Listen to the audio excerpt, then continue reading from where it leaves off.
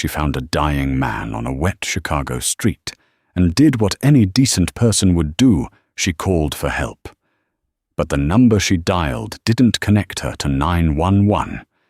It connected her to the most dangerous man in the city. Within 4 minutes, 17 black SUVs surrounded her. Within 4 hours, her entire life had been erased and rebuilt inside a marble fortress she never knew existed. Within 4 weeks, she was either going to be the greatest threat Victor Moretti had ever faced, or the only woman on earth he would die protecting.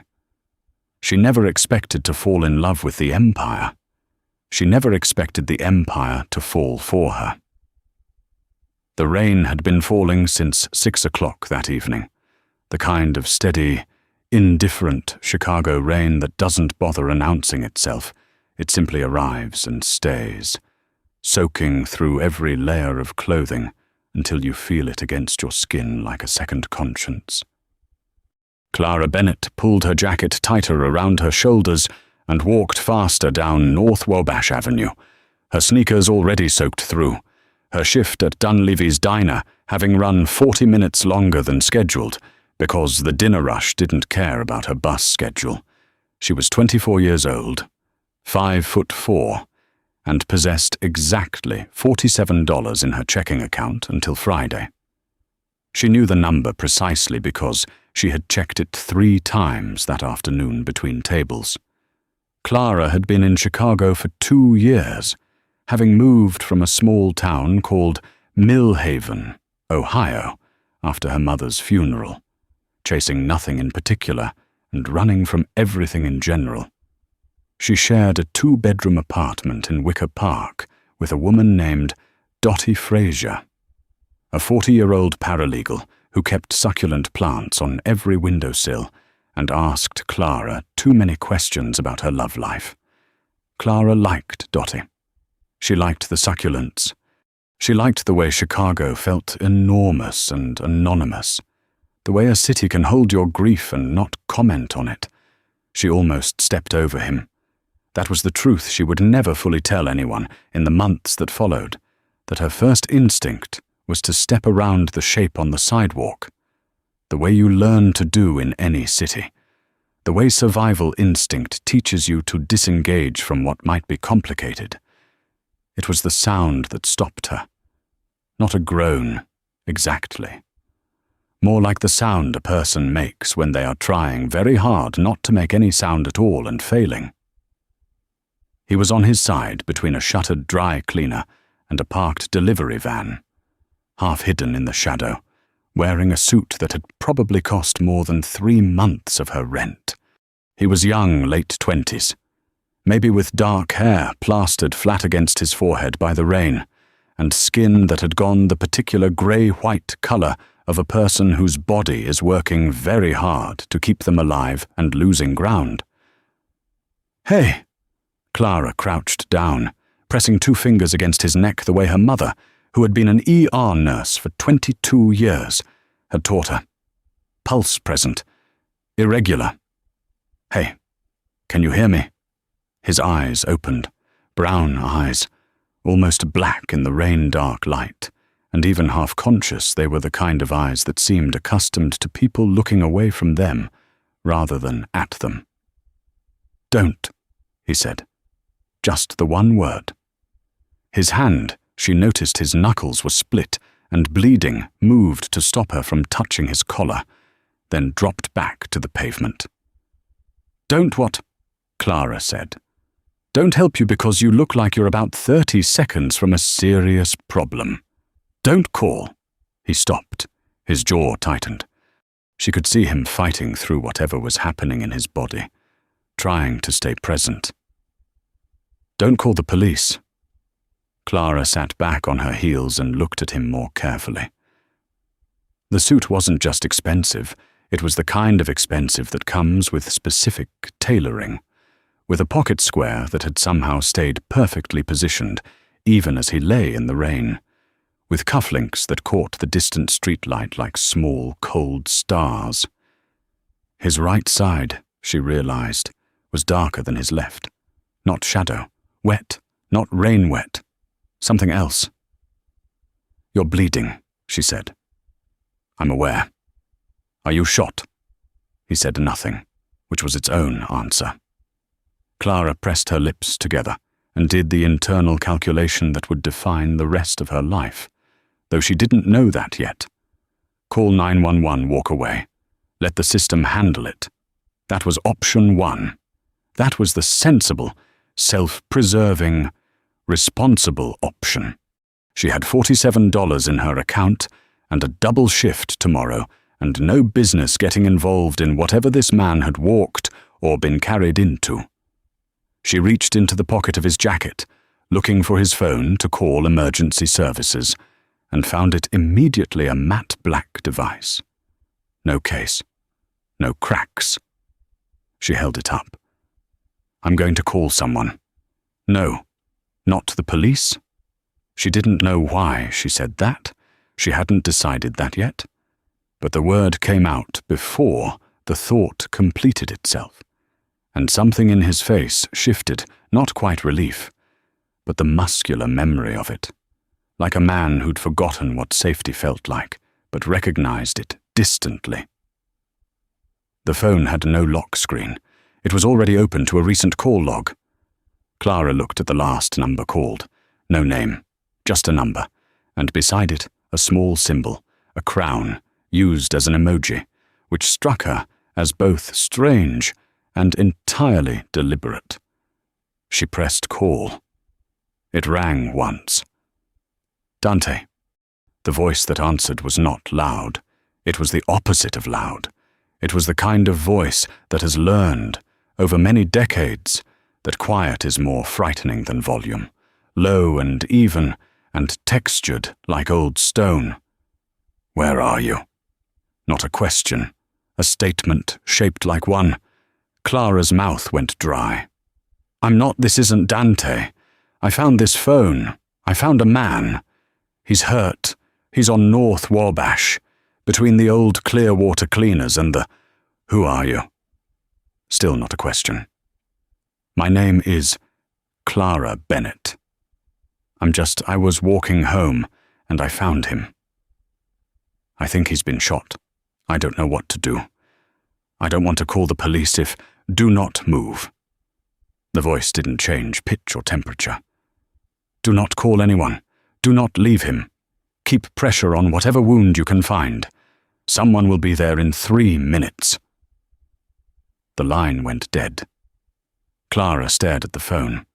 Then she pulled off her jacket, balled it up, pressed it firmly against the dark, wet stain on the right side of the man's torso, and thought very clearly, I should not have done that. The voice on the phone had said 3 minutes. It took 2 minutes, and 40 seconds. Clara would later learn that Victor Moretti was almost pathologically precise about time, and that the slight earliness was intentional. A test. She heard them before she saw them. Not sirens. No sirens. Just the low, coordinated rumble of multiple engines pulling off the main road simultaneously. Headlights swinging. 3 black Escalades appeared at the near end of the block, 2 more from the far end, and then, as though the city itself was reorganizing around this one point on the sidewalk. More. She counted 9 vehicles before she stopped counting. Men moved quickly and without apparent communication, the way people move when they have rehearsed for contingencies, and this is one of them. 2 of them went straight to the man on the ground. Dante. The voice had called him, and the efficiency with which they assessed and lifted him told Clara these were not strangers to gunshot wounds. A hand appeared at her shoulder. Not grabbing, just present. "Miss Bennett." She turned. The man standing beside her was perhaps 60, with white hair cropped short and a face that suggested it had been handsome once and still remembered the fact. He was wearing a charcoal coat that was getting rained on and not caring about it. He had the posture of someone who had never once slouched in his life. "Yes," Clara said. because her name in his voice seemed to require confirmation. "I'm Aldo." He said it the way people say a name when they know the name is sufficient. "Victor would like to thank you in person. We have a car waiting." Clara looked at the car. She looked at the men. She looked at the vehicle where Dante had already been placed, where she could see through the tinted glass a man in a white shirt moving over him with focused attention. A doctor. She realized, an actual doctor who had arrived with the convoy. "I don't think I should get in that car," Clara said. Aldo looked at her with something that was almost respect. "That is a reasonable position," he said. "You are free to decline. However, Victor will still want to speak with you, if not tonight. Then he will find another time." He paused, and the pause was informative. It is generally better to choose the time. Clara thought about $47 and a double shift and Dottie's succulents. She got in the car. The drive took 18 minutes. Clara tracked it automatically, the way her mother had taught her to always know where she was, always understand her geography. North through Lincoln Park, then curving west on Fullerton, then north again into a neighborhood that didn't announce itself, no gates, no obvious perimeter, just old residential streets that became progressively quieter and better maintained until they arrived at a property that sat behind a low stone wall with mature oak trees screening it from the street. The house was enormous and looked old, the kind of old that is maintained so precisely it achieves a kind of permanence, as though it had decided to remain exactly as it was at some point in the 1920s, and everything since had simply flowed around it. The windows glowed warm amber from within. Inside, Clara was brought to a sitting room with actual wood paneling and a fireplace that was actually burning, and books on actual shelves that appeared to have been actually read. She stood in the center of it and didn't sit down because sitting felt like commitment. She waited 8 minutes when the door opened. She had constructed, in her mind, a person heavy, with rings on multiple fingers, a shirt open at the collar, the aesthetic of power worn like costuming. What she had not constructed was this.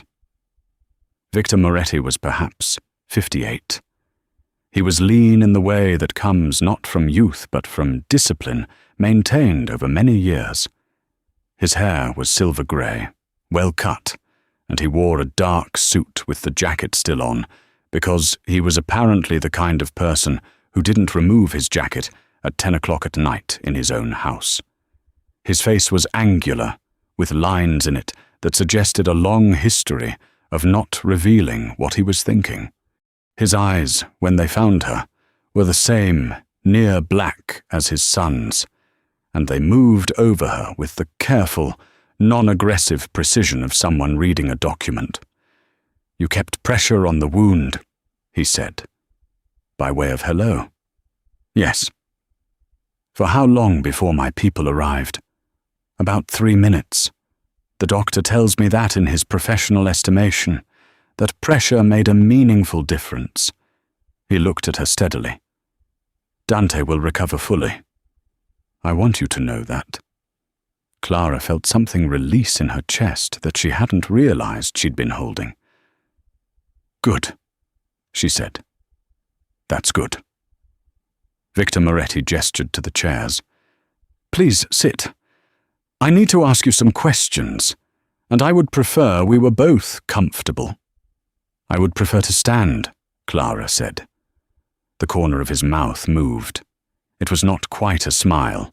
It was the expression of a man who encounters a thing he didn't predict and finds it interesting rather than irritating. "As you like," he said, and sat down himself. He asked her questions for 45 minutes, not aggressive questions, careful ones. Where exactly had she found Dante?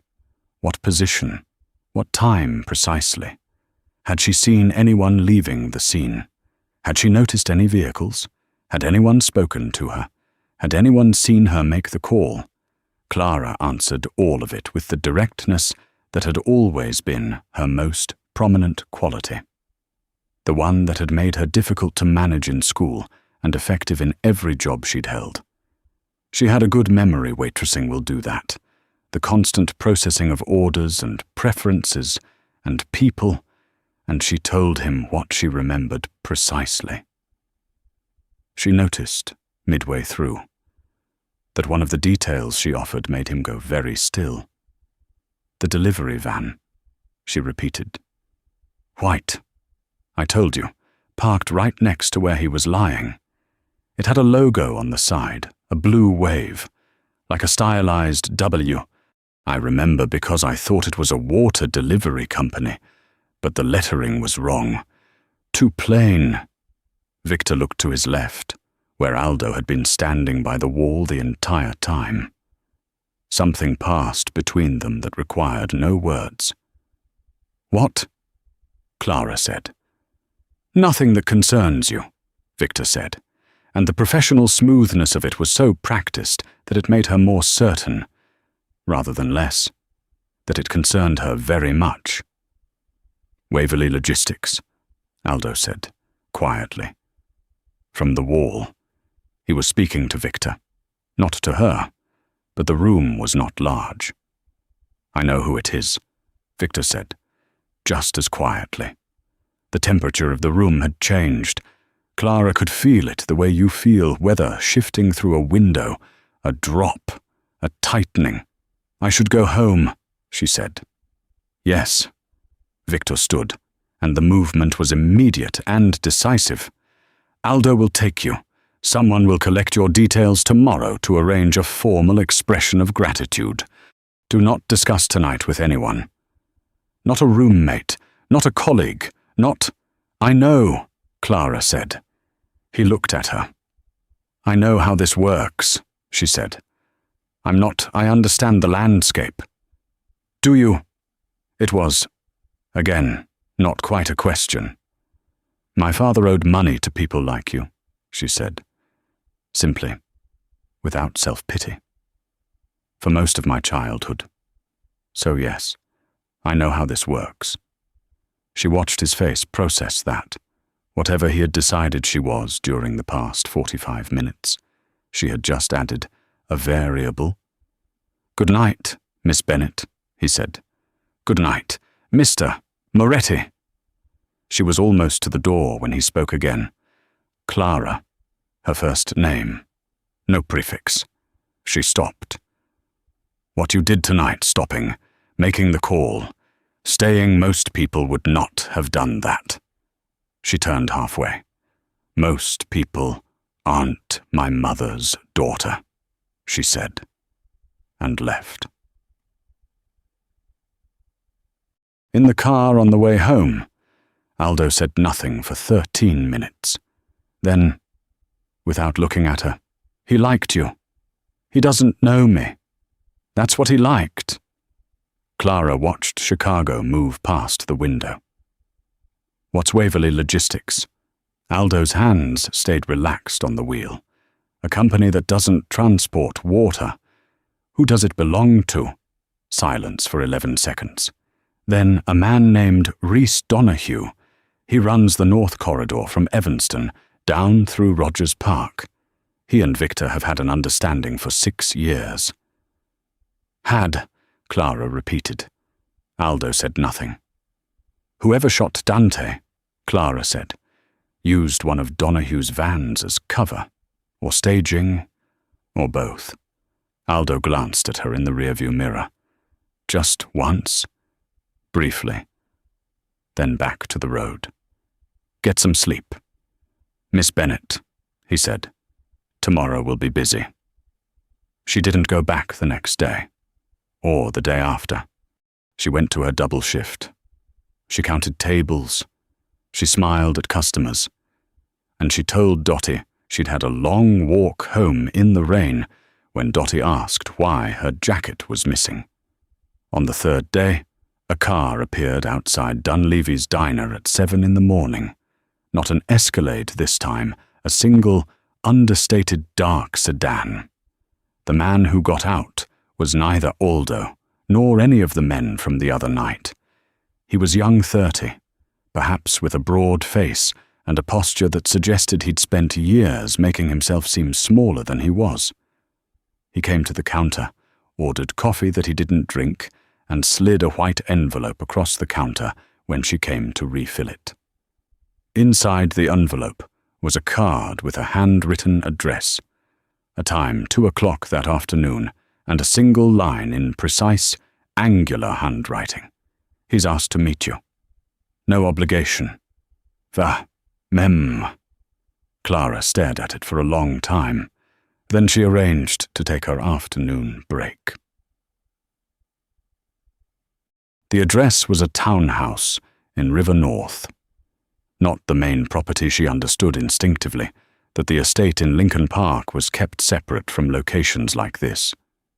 She was shown to a room on the second floor that had been converted into something between a hospital room and a guest suite.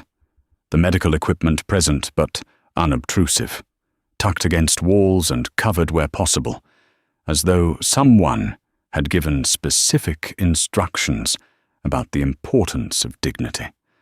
Dante Moretti was sitting up in bed. He looked better than he had on the wet pavement, which was an extremely low bar, but he had clearly been well cared for. His colour was returning, and the split knuckles had been cleaned and dressed. He was wearing a plain white shirt, and without the suit he looked younger, though not by much. He looked at her with an expression she couldn't fully name. It was not the look of a man who was accustomed to being in debt to people.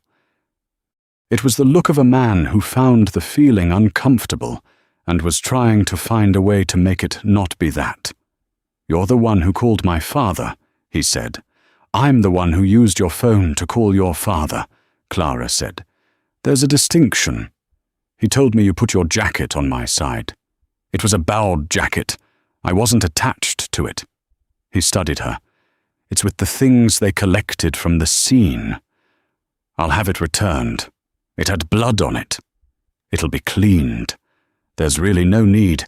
There's every need," Dante said, with a sharpness that seemed to come from something other than the current conversation. He seemed to hear it himself, because his jaw moved and he looked away briefly. "I'm sorry. I'm not." A pause. "I'm not good at this." "At what?" "At being the person someone helped." He said it flatly, like a diagnosis. Clara pulled the chair from the corner and sat in it, because standing felt performative in a hospital room, even when the hospital room was trying to pretend it was a guest suite. "You tried to stop me," she said. "On the street. You said don't." "I know what I said." "Why?" He looked at her with the near black eyes that she was beginning to understand were a Moretti family characteristic, or possibly just a survival adaptation. "Because people who help someone like me tend to end up in complicated situations. And here I am," Clara said, "in a complicated situation." Something crossed his face that was absolutely a smile, suppressed immediately, but real. "Here you are." They talked for an hour and a half. She learned, in pieces, the way you learn things from someone who is accustomed to giving away very little, that he had been moving between locations that night on foot, alone, which was already unusual, and which had been his own choice over the objections of the men who managed his security. That he had noticed the van. That the first shot had come before he could fully register what was happening. That he had walked, she still couldn't believe he had walked 3 blocks before his legs stopped working. "Why alone?" Clara asked. He looked at his hands, the dressed knuckles. "Because sometimes you need to think, and it's hard to think when people are watching you." She understood that in a way she hadn't expected to. "What were you thinking about?" A long pause. Whether my father's way of doing things is the only way. Clara was quiet for a moment. Then is it...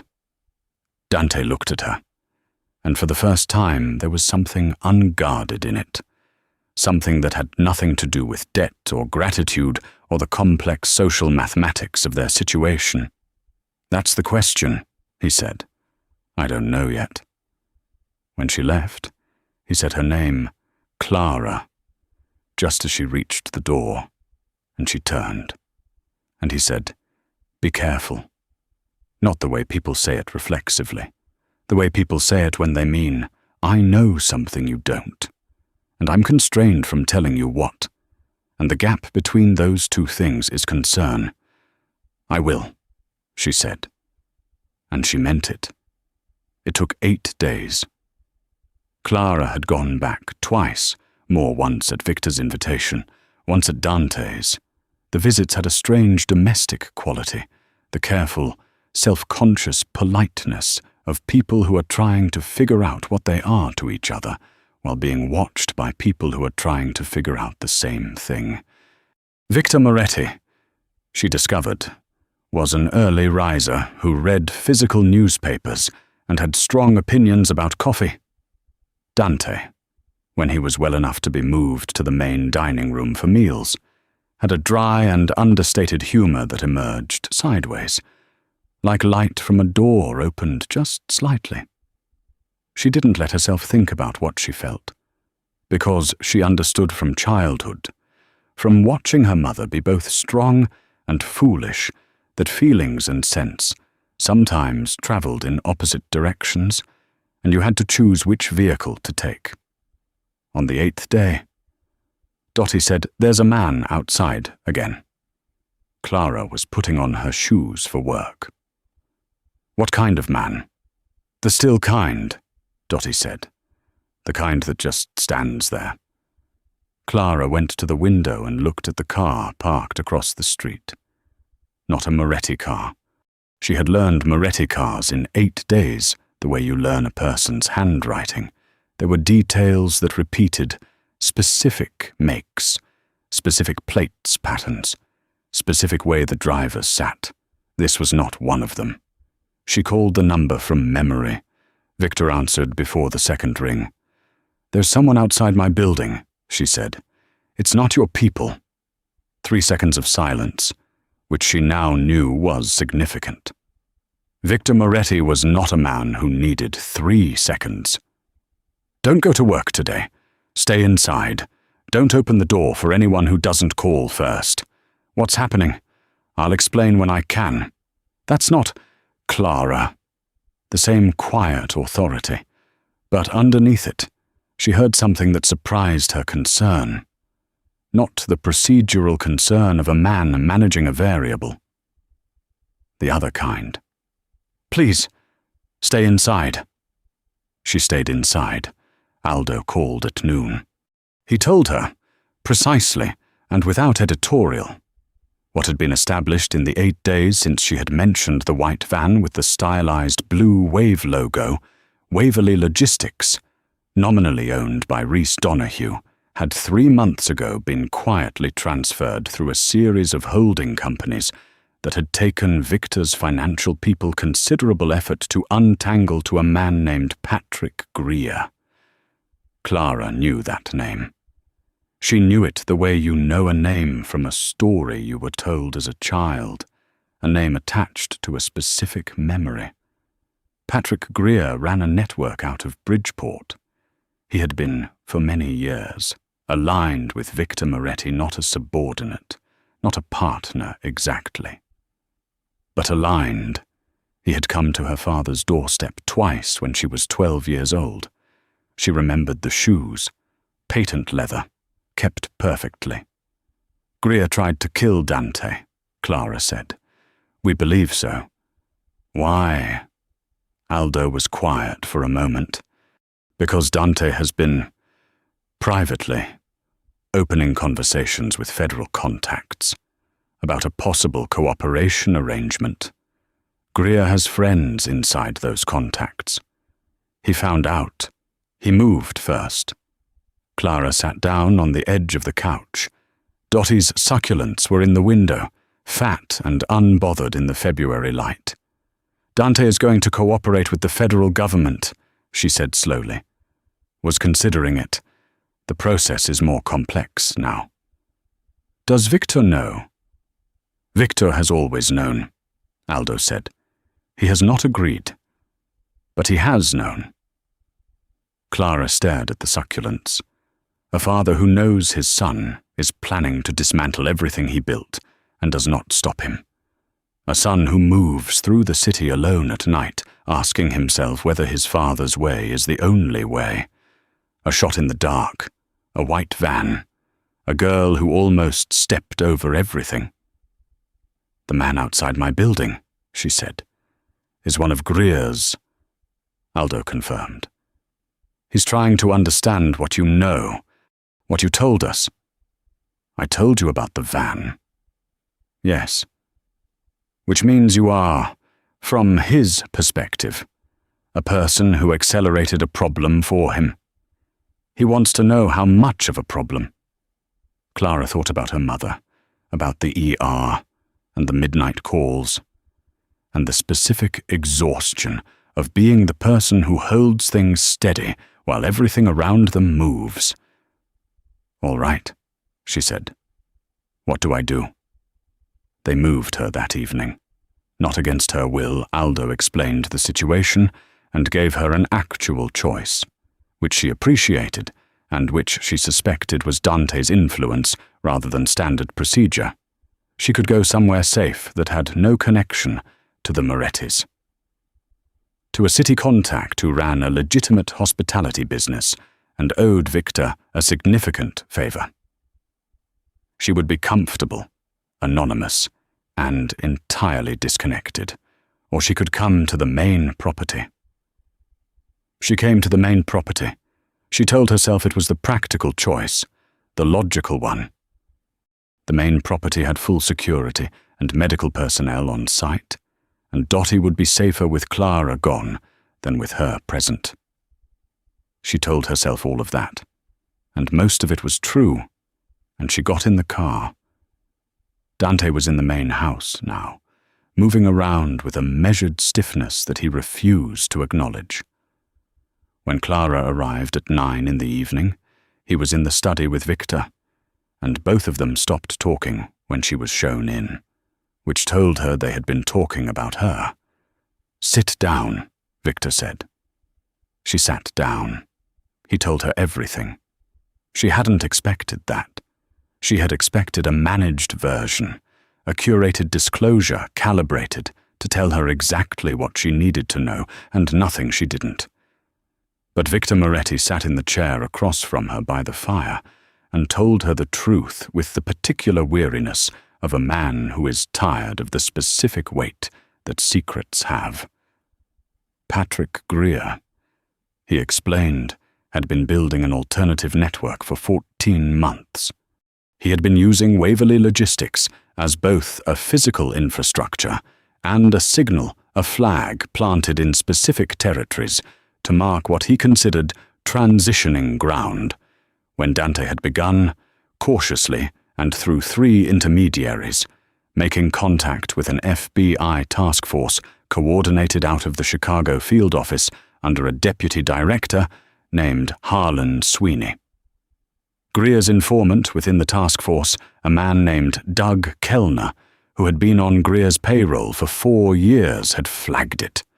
Greer's calculation had been direct eliminate Dante, destabilize Victor, absorb the resulting vacuum, and use the momentum of the disruption to complete his network consolidation before anyone could regroup. What he had not calculated was Clara. "Because of the van," Dante said from his chair. He hadn't spoken yet. He'd been watching her process it. "You identified the van, gave my father a thread he could pull. The timeline Greer needed to complete his consolidation was 11 days. We're on day 8. He's not ready." "Which means," Clara said, "he's going to try to speed things up." "Yes," Victor said. And I'm one of the things he might try to use to do that. You're one of the things he might try to remove, Victor said, with the directness that she now recognized was his form of respect. He wouldn't soften it. He told her it straight because she was the kind of person who needed it straight. Clara looked at the fire. She thought about her father, and the men in patent leather shoes, and her mother working midnight shifts to keep the family together when her father's debts became their debts. She thought about how she had spent her entire life understanding, at a bone-deep level, that the world had weights in it that most people were lucky enough never to feel. "What do you need from me?" she asked. Victor glanced at Dante. The glance was brief, but she caught it, and she understood it, the glance of a man deferring to his son on a subject he wouldn't have deferred to anyone on. 6 months ago. "There's a meeting," Dante said.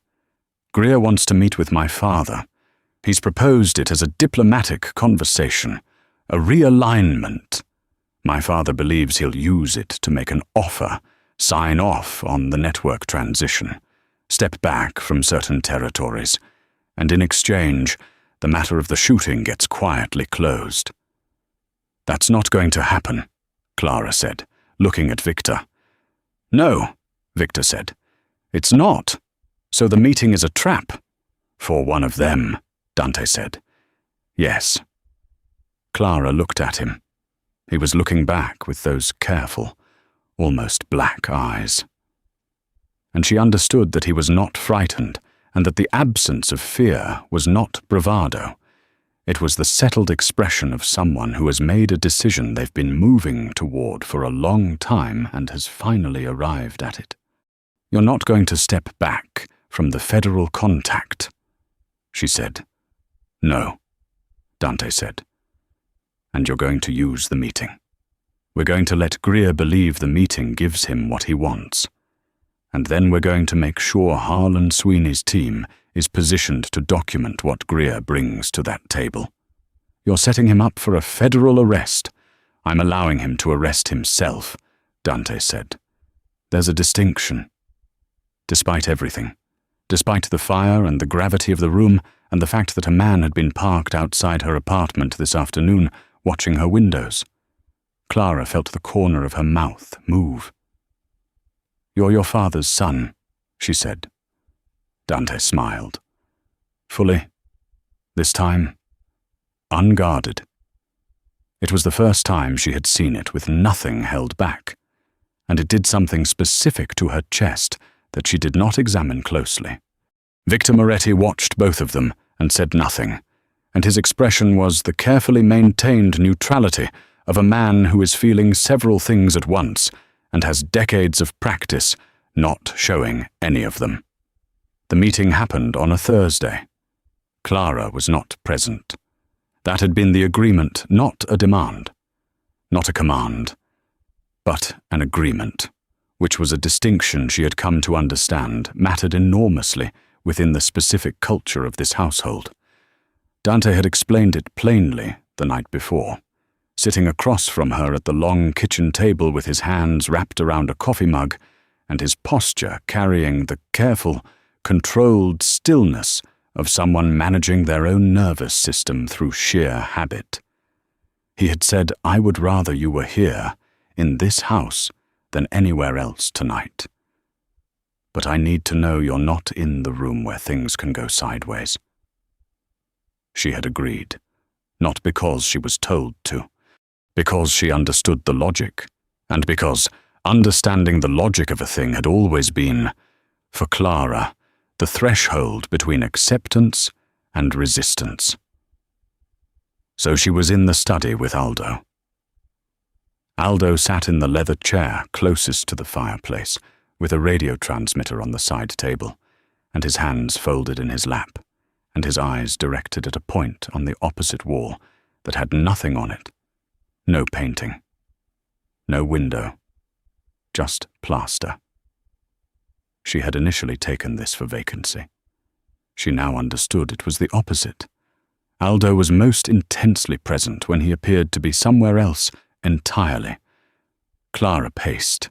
She was not good at stillness when she was frightened, and she had decided several hours ago to stop pretending she wasn't frightened.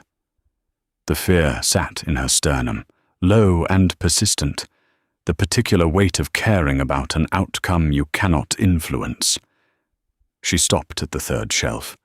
She had looked at the books before their spines, their arrangement, the mixture of English and Italian titles that suggested a reading life spanning different decades and different versions of the same person. But tonight, she stopped at the photograph. Simple frame, silver, slightly tarnished at one corner. Victor at perhaps 40, standing on the deck of a boat, squinting into Mediterranean sunlight with the relaxed, unguarded expression of a man who was, in that moment, just a man. Beside him, a woman, dark hair, summer dress. Dante's eyes in a face built for laughing, and the photo communicated the laughing quality so completely that Clara could almost hear it. His wife, Aldo said, without looking up. I know. She'd been told, but knowing a fact and standing in front of evidence of it were different experiences. She was beautiful. She was formidable, Aldo said. Beautiful also, but formidable first. A pause, measured and deliberate. She was the only person Victor never argued with. Not because he deferred to her, because she was usually right before he finished forming the objection. Clara looked at the laughing eyes. What happened? Cancer. 12 years ago. He let a moment pass. Dante was 18.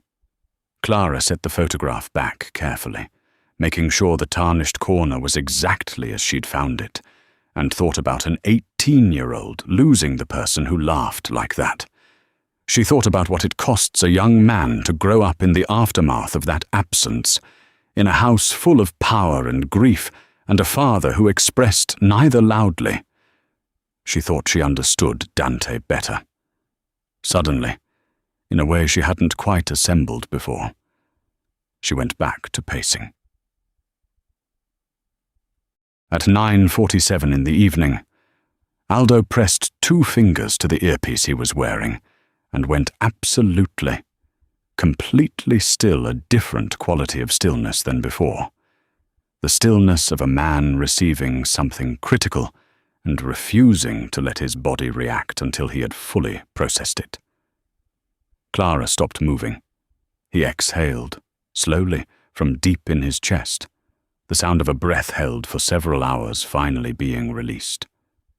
It's done, he said. She sat down on the floor. Not gracefully, not intentionally. Her legs simply made the decision for her, bending at the knees and lowering her to the carpet with a directness that bypassed any input from her. She sat there with her palms flat on the floor and breathed. And the breathing took more effort than it should have, because her chest was doing something complicated. Something that was relief and residual terror and the strange physical deflation that follows sustained tension. Greer, she said. In custody. Aldo was already on his feet, moving. It went the way Dante planned. She nodded. She kept nodding for a moment after she meant to stop. She was still in the sitting room when Victor arrived. She had moved from the floor to the couch at some point, then realized she was cold. And Aldo, before leaving to coordinate whatever needed coordinating, had added 2 logs to the fire and told her to stay where she was. So she had stayed.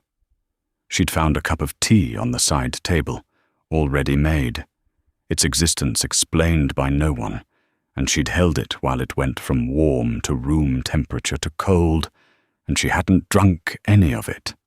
The fire had burned lower by the time the front door opened. Victor came in still wearing his coat. He was unhurried, The walk from the front entry to the sitting room was deliberate, the pace of a man running an internal inventory before allowing himself to arrive somewhere. When he appeared in the doorway and saw her, something in his face moved. Not surprise. Recognition, the particular kind that rearranges something quietly. The way a book being replaced on a shelf makes the whole row settle differently. "Are you all right?" he asked. "Are you?" she said. He stood in the doorway for a moment longer than she expected.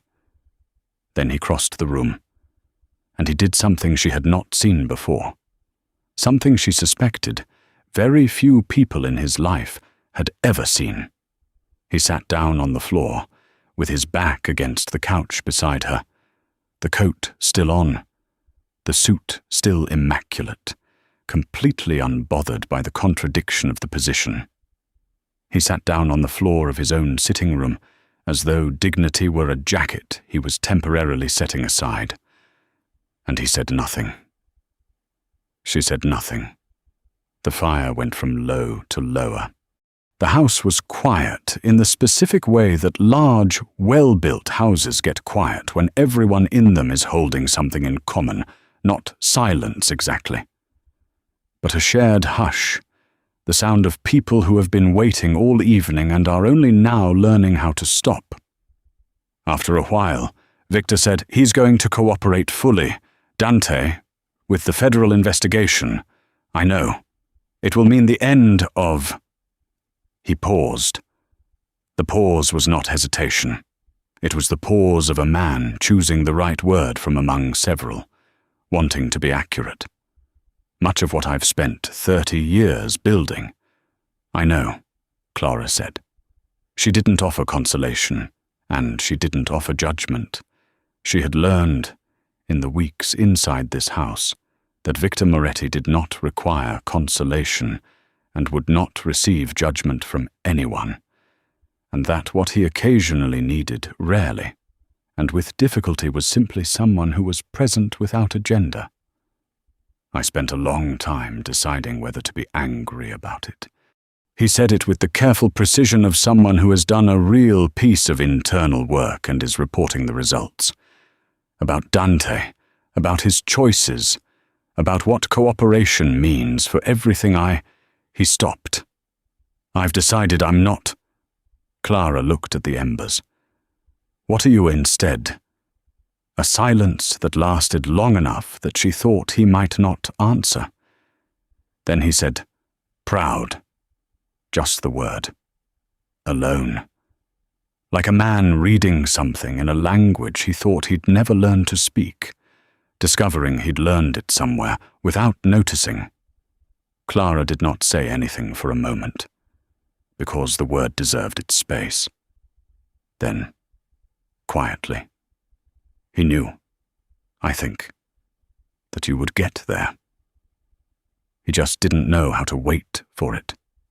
Victor looked at the fire. "He is not good at waiting," he said, and the warmth in it, understated and genuine, was the most unguarded she had heard him. "He gets that from me." She laughed, just a small sound, involuntary. Victor glanced at her sideways, and the corner of his mouth moved the expression she had first catalogued as almost a smile, and now understood was, for him, a full one.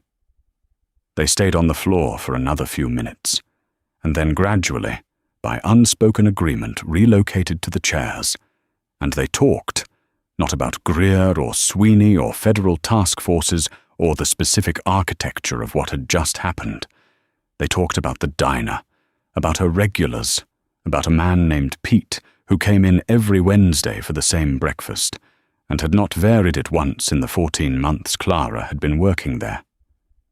She told Victor about Millhaven, about the particular quality of Ohio winter, about her mother's garden, and how it had been the only orderly thing in an otherwise chaotic house. He listened with the focused attention he gave everything, and in return offered details she hadn't expected. His wife had grown tomatoes every summer on the terrace. The book on the third shelf, the one with the broken spine and the creased cover, had been read aloud to Dante during a fever when he was 7. Victor had not moved it since. The ordinary things, threaded through with exhaustion and relief, and the quiet texture of two people who had been through something and were discovering, on the other side of it, that they were glad to be in the same room. Dante came home at 11 o'clock. She heard the front door, the brief exchange of voices in the entry, Dante and one of the security men, the low cadence of a short, informational exchange, and then footsteps, unhurried but purposeful. She recognized his walk. She had apparently learned his walk. He appeared in the doorway and stood there, taking in the room, his father in the chair, Clara in the chair across from him. The fire rebuilt to a decent level, the remains of tea and, now, a small amount of whiskey that Victor had produced at some point from somewhere without asking whether she wanted any.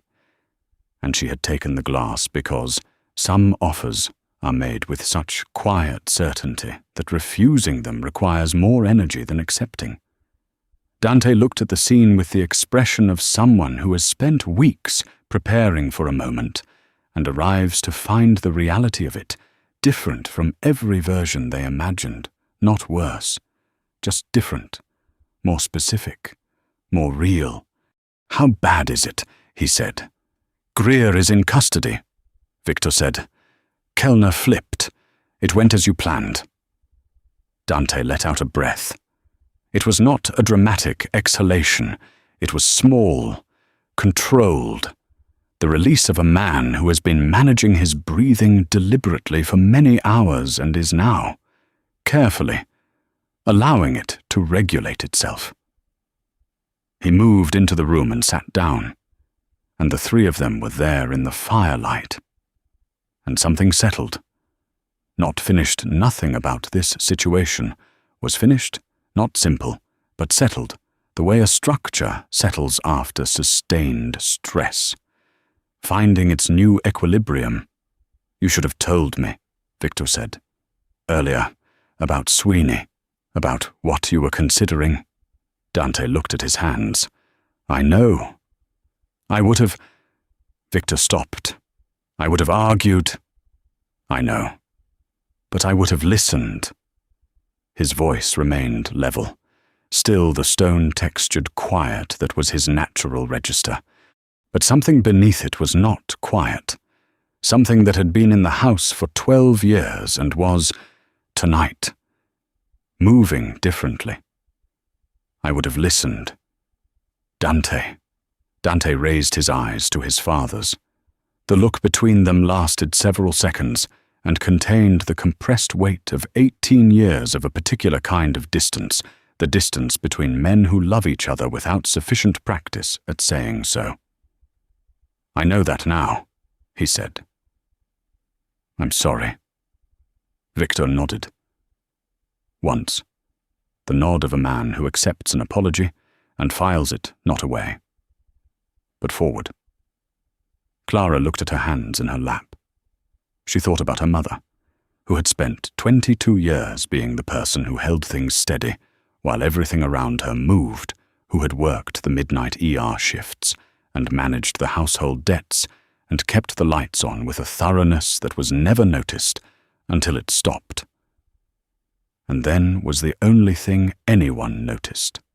She thought about how she had carried her mother's absence for 2 years like a second body weight, dragging it through a city that didn't know her name, making herself deliberately small and unremarkable, and how she had walked home in the rain on a Tuesday night and heard a sound and stopped. She looked at the fire. She looked at the 2 men across from her, the father who had built an empire and was learning, slowly, to let his son dismantle it. The son who had walked alone through the city, asking himself the hardest question he knew. She thought about choosing the time, about how she had gotten in the car, and then made the choice every day since to get in the car again. Some choices, she thought, don't announce themselves as choices. They just feel like stopping when you could have kept walking. She was glad she had stopped. 4 months later, Patrick Greer was indicted on 37 federal counts. Doug Kellner entered a formal cooperation agreement and was placed in protective relocation. The financial network that had taken Harlan Sweeney's task force 14 months to partially map was, with Dante Moretti's documented assistance, fully charted in 11 weeks. Victor Moretti was never charged with anything. He was interviewed 4 times by federal investigators and was described, in the internal reports that would only become public years later, as cooperative to a limited and precisely calibrated degree. He retired from his business interests in stages, with an attention to detail that suggested he had been planning the retirement for considerably longer than the federal investigation had been running. He did learn to make espresso. It took him 6 weeks and the destruction of 3 different machines. When he finally achieved what he considered an acceptable result, he made 4 cups, one for Aldo, who had been with him for 30 years, one for himself, one for Dante, and one for Clara, who was at the kitchen table on a Sunday morning, doing the crossword in the physical newspaper, because Victor had given her a subscription, and she had accepted it, because some gifts are too specific to decline. She got the stain out eventually. Not the one on the jacket. The other one, the 2-year accumulation of grief and smallness and deliberate invisibility she had been carrying since Millhaven, Ohio. She gave it a different name, finally. Standing on the shore of Lake Michigan on a cold April morning with the city behind her and the water ahead, not a stain, a mark, worth keeping. And that's the story of a girl who almost stepped over a dying man and instead changed the course of 3 lives, including her own. Clara Bennett didn't choose drama. She chose decency. She chose to stop when every survival instinct told her to keep walking, and that one choice, that single, ordinary, extraordinary decision, rewrote everything. The most powerful moments in life are rarely the grand ones. They're the quiet ones, the ones where you're wet and cold and broke and you stop anyway. If this story moved you, if it reminded you that one small act of humanity can detonate into something that reshapes entire worlds, share it with someone who needs to hear it today. Hit like if you believe the right woman can find the right moment, even in the worst circumstances. And subscribe, because we have more stories exactly like this one, messy and real, and full of the kinds of people who make the darkness worth writing about. Your next favorite story is 1 click away.